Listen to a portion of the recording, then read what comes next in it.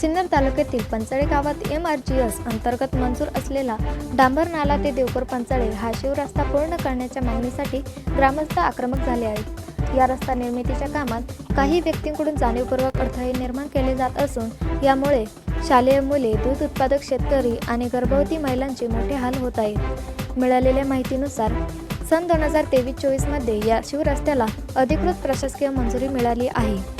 मात्र प्रत्यक्ष कामाच्या वेळी रोजगार सेवकांना दमदाटी करून काम थांबवण्यात आले आहे। स्थानिक शेतकरी जयवंत लघुजी जगताप यांनी दिलेल्या माहितीनुसार संबंधित व्यक्तींनी कामात अडथळा आणून सरकारी कामात बाधा निर्माण केली आहे, जो भारतीय दंड संहितेच्या IPC 186 आणि 343 कलमांनुसार गंभीर गुन्हा ठरतो। रस्त्याच्या संदर्भात तक्रार अशी आहे की हा रस्ता गेले 3 वर्षापासून पेंडिंग पडलेला आहे। अर्धवट काम झालेलं आहे पुढे आणि साधारण 300-350 मीटरचा रस्ता व्हायचा बाकी आहे। इथे स्थानिक शेतकरी आहे गट नंबर 670 आणि 640 चे। त्याच्यापैकी 640 आणि 670 हा गट नंबर आणि देवपूरच्या शहरातल्या काही लोकांचे पलीकडचे नंबर म्हणजे पोट खराबा आहे सगळ्या क्षेत्राचा। तो पोट खराबा ऑलरेडी लघु पाटबंधारे विभागाला 2000 साली हस्तांतरित केलेला आहे। त्या रस्त्याची संदर्भात आमच्या पूर्वजांनी म्हणजे आमच्या आईवडिलांनी म्हणा यांनी सगळ्यांनी त्याला संमती दिलेली आहे, दोन्ही गटाच्या म्हणजे देवपूरच्या शेतकऱ्यांनी सुद्धा आणि पंचाळे शिवारातल्या शेतकरी सुद्धा। हा रस्ता पंचाळे देवपूर डांबर नाला शिवरस्ता आहे, पण हा वहिवाटीतला रस्ता गेले 60-70 वर्षापासूनचा आहे। हा रस्ता पुढे मीठसागरी रोड पर्यंत तयार झालेला आहे पुढे। आणि स्थानिक शेतकरी नाही आहे, ती बाई एक महिला आहे, तिचं नाव कविता संतोष जगताप ही बाई आणि रमेश राजेंद्र जगताप हे 2 लोक आहेत। या 2 लोकांनी हा रस्ता एवढ्या दिवसापासून सगळ्या शेतकऱ्यांचे प्रश्न प्रलंबित राहिलेले आहेत, रस्ता होऊ देत नाही। सरकारी त्याला निधी मंजूर झालेला आहे, समन्वयकातनं रस्ता मंजूर झालेला आहे, तरी देखील हा रस्ता होऊ देऊ नये हा त्याचा एकच घाट घातलेला आहे। त्यापैकी काही जण जे आहेत म्हणजे त्यातला तो रमेश जगताप जो आहे तो हा लोकांकडे पैसे मागतो। त्याचं म्हणणे मला एवढे पैसे द्या तर मी रस्ता करू देईल। आणि हा रस्ता 60-70 वर्षापेक्षा अधिक काळापासून तो वहिवाटीतला रस्ता आहे। बाजूला जो आहे तो डांबर नाला आहे ज्याचा 33 मीटरचा एरिया नाल्याचा। या बाजार तलाव 2000 पासून तयार झालेला आहे। सगळे शेतकरी लाभार्थी आहेत। मागे आता माझ्याबरोबर जे उभे आहेत ते सगळे लाभार्थी आहेत। सगळ्यांच्या विहिरीला याचा उपयोग झालेला आहे पाण्याचा। सगळे लोक 2-2 पिकं घेतात। याच्यामध्ये 640 जो गट नंबर आहे त्याच्यामध्ये माझे आई मी देखील त्याचा हिस्सेदार आहे। त्याच्यानंतर रवींद्र भागवत जगताप हा देखील त्याच्यामध्ये हिस्सेदार आहे 640चा। आणि हा 670 मध्ये हा मनोहर जगताप जे आहेत पूर्वी ते आता आहेत जिवंत, त्यांनी ऑलरेडी संमती रस्त्यासाठी संमती दिलेली आहे। या सगळ्या गोष्टी असताना देखील तांत्रिक अडचण निर्माण करेल कुठली नसताना देखील याच्यामध्ये प्रशासनाचं सगळ्या प्रकारचे हे असताना परवानगी असताना याचे वेळोवेळी सर्वे झालेले सगळ्या गोष्टी झालेल्या आहेत, पण तरी देखील हा रस्ता काही 2च लोक आहेत। एक बाई आहे ती राहायला कल्याणला आहे, ती शेतकरी नाहीच आहे, ती शेती करतच नाही, तिने ती शेती दुसऱ्याला करायला दिलेली आहे। तिच्या वावरात जायला तिला स्वतःला रस्ता नाही तरी पण तिच्या लक्षात येत नाही आणि ती बाई हे लोकांना उर्मटपणे शिव्यागाळ करते, लोकांना वयस्कर लोकांना एकदम घाणेरड्या शिव्या देते, लोकांना सांगते की मी अटकसोळी दाखल करेल असंही देखील धमकी देते। त्याच्यानंतर विनयभंगाचा गुन्हा दाखल करेल होती, मी स्वतः कपडे फाडून गेले आणि विनयभंगाचा गुन्हा दाखल करेल। याच्यापैकी तिने इथला रवींद्र जगतापचा जो मुलगा आहे अविनाश जगताप त्याच्यावर तिने 354 दाखल केले याच्या मागच्या वर्षी। म्हणजे ती केवळ भांडकुदळ बाई आहे, तिला हा रस्ता होऊ द्यायचा नाही। ती स्वतः शेतकरी नाही, ती शेती करतच नाही, त्यामुळे हा रस्ता लवकरात लवकर व्हावा ही एवढीच।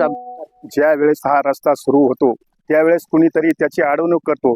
हा रस्ता कृपा करून बंद होऊ नये ही आमची मागणी आहे, कारण या रस्त्याला जाणारे दुधाचे किटले असतील, शेतकऱ्यांचे तंबटे असतील, काही असतील, हे रस्त्यापर्यंत येण्यासाठी आणि अतिशय दलदल होती। गरोदर महिला आमच्याकडे गरोदर महिला होती, अशीच एक परिस्थिती की गरोदर महिला असताना बैलगाडीत अक्षरशः आणावं लागली, पण ती बैल सुद्धा चालत नव्हती, अशी परिस्थिती या रस्त्याची झालेली आहे। शाळेचा प्रश्न आहे, आज जवळजवळ 8 दिवसापासून मुलं शाळेत जाती नाही अशी परिस्थिती। तर हे काम बंद पाडू नका हीच कृपा आहे। त्या जे काय गट नंबर त्यांनी सांगितलेले आहे 640 आणि 670 यांना हीच विनंती आहे की तुम्ही बंद पाडू नका। जो चालू शासनाने जो शासनाचा रस्ता हा शिवरस्ता आहे, हे अडवण्याचा कुठे अधिकार नाही कोणालाही। हा रस्ता कृपा करून वाहू द्या हीच आमची नम्र विनंती आहे। या शिवरस्त्याच्या आम्हाला खूप अडचण येत आहे। आम्हाला टोमॅटो काढण्यासाठी व या ज्या खांद्यावरती कॅरेट घेऊन बाहेर निघावं लागतं, तर तो रमेश राजेंद्र जगताप व कविता जगताप, तर ती जे अडचण आम्हाला आणून ती आम्हाला धमकी देते. आम्ही रस्त्याचं काम चालू पण केलेलं होतं. ती आम्हाला बोलते की आम्ही केस करू, अॅट्रॉसिटी दाखल करू व हे सर्व देऊन व एका मुलावर आमच्या अन्याय करून तिने 354 पण दाखल केलेलं आहे. ते आम्हाला असे धमक्या देऊन आम्ही त्याच्यामुळे तिला काही नाही म्हणत, पण शासनाने याचा दखल घ्यावा. तिची आई आहे स्वतःची, तिला ब्रेन ट्युमरचा प्रॉब्लेम आहे. श्रीपाल शाहकडं दवाखान्यात नेण्यासाठी रस्ता नाही आणि या रस्त्याची नितांत गरज आहे साहेब. तेवढा रस्ता तुम्ही प्रशासनाने तातडीनं त्याचा निर्णय घ्यावा आणि आम्हाला तो रस्ता मोकळा करून द्यावा.